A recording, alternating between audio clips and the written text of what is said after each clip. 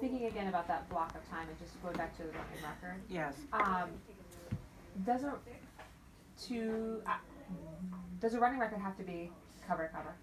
No. Okay, so that's what I wanted to No. just, yeah. No. Because once you've gotten a few errors, I mean, you can. Yeah, I hate making any decisions about a kid on less than about 150 words, Okay. but that doesn't happen today. Yeah. I mean, if I take 50 today and 50 tomorrow and 50 the next day, Okay. and I'll see a pattern, Okay. you know. Okay. Like I really was, Letty did twice, both in her own, once in reading and then once in that you couldn't have heard her, but she skipped most of a line. Mm-hmm. And was satisfied not to have one-to-one correspondence. So that would be something I'd be thinking, oh, is this typical or she just got caught up? So. Because I do think too, like, when we think about time, cover to cover takes a long time. Oh, yeah. But if we're thinking of it, like you said, breaking that 50 words here, 50, like, Yeah. today, tomorrow, the next day. Yeah. That makes it, again, a more reasonable, approachable task. And as long as they also have eyes on print in some other kind of way that might happen. I don't know what you're doing with support staff, but folks who aren't as trained and expert as you can be doing some of that monitoring if you teach them a few strategies for what you want them to do. It can undermine your work if they are leaping in or giving words or saying sound it out when the word can't be sounded out, those kinds of things. But your kids those 3 kids have got a really nice handle on some options, and they're exercising them. You've been working. Yeah, it shows. It shows, really. But I think globally, and I don't want to speak for everybody, but I think the first grade team, management, and not management of like what other kids are doing, but even just we have to plan for every subject. So how do we tackle this in a reasonable way and still have kids close the gap? Yeah. I think is where we are all anxious. Yeah.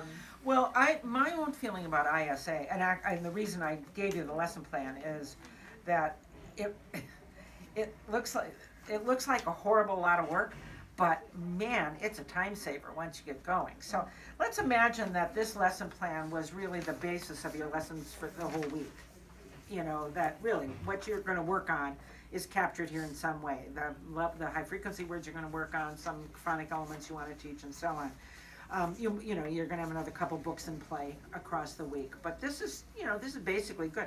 And it's just in my computer, and all I have to do is put the kids' names in, and I would actually be keeping my running records right on here in the normal course of my work. So this first one I wouldn't necessarily take a running record on. It was a reread. I would for some kids if I hadn't liked what happened the day before. I wanted to see what a reread would look like.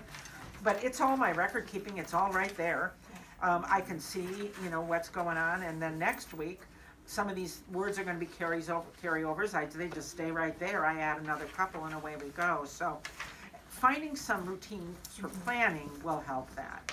And then you're already doing a lot of thinking about this. So the tough part about this first half of first grade is what limited kids are in their independence. The easy part is the content that you're dealing with is pretty constrained. So it's not like you have to think up something big every day. It's not. You're going to be working on that stuff for a while. So I would say cut yourself a bit of slack about it. I mean, how carefully you're going to think about all that. And as you know, because you're an experienced teacher, I mean, I worked hard to try and figure out texts that would work for them given what little I had on them. But if I worked with them every day, they're going to forgive me if I get it wrong one day.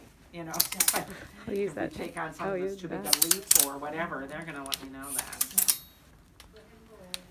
And I completely appreciate what that challenge is like. Finding some of the texts that we got talking about a little bit, I played around. I reined it in because I thought, this is ridiculous. That's a 20-minute lesson. I played with the idea. I have a set of texts that are D, E, and F that have overlapping vocabulary and words in them. So once you get one of them in play, the kids actually can stretch with some of the more challenging texts because you've already put in play some words that otherwise they wouldn't see them. It's really a variant on what the old basal readers used to do. You know, they'd introduce a core set of vocabulary, and then you could use those over and over again. Well, so. There was, I'm sure it was purposeful, but when Letty did her independent read, and I can't remember what the 2 words were now, I was listening. There was a word with a CH in it. Yes. And I was hoping she would have carried it from the group read. Yeah. She didn't yet, yes. Which is okay. It was in a different position though, too. Yeah. It was. Yeah. But yes, I wondered that too. It's why I didn't jump in sooner. I wondered if she would catch it, but I think the word was catch. Yeah. Yeah, you're right. It was. Yep. Yeah. Yeah. So, but that's interesting to note, isn't it? Yeah. Yeah. And that the other thing I have to say is, once you begin to find ways of capturing your notes on what you're seeing kids do, it's your planning. You don't have to plan more. You know, this is what you know you're going to work on, and then it's just finding the right vehicle for it. So that wouldn't have been true 10 years ago, but there are a lot of texts out there. And between your own sizable collection, and then I've thrown in some more of the Houghton books, there's a lot of stuff to draw on that should help at least make it a little easier. So I think you guys only have a few more minutes, right? That is Any true. last question? Any tricks for contractions? I do. I should have anticipated it. I have that one problem with not going to a harder text with these kids is that I couldn't bring out some of the little tricks. So I am glad you asked, actually. One of the things that I learned in watching, that Jane learned, because in her effort to try and not intervene with kids as they were solving problems, you also don't want to let kids hang out there. And we started creating little foldables that would allow us to put them in front of the kids without saying anything.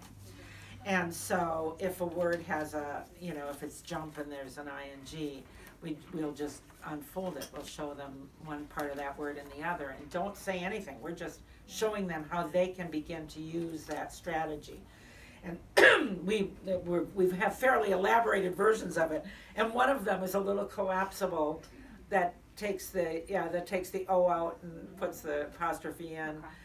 To show them how that works, that really what a contraction is. And I wasn't so sure. I didn't fix Braden because I wasn't so sure how comfortable he was actually with that linguistic shift. And so I thought, I don't want to get into something we don't have time to address, so I just let it slide. But I didn't want them, the first one, I didn't want to go and let that one go.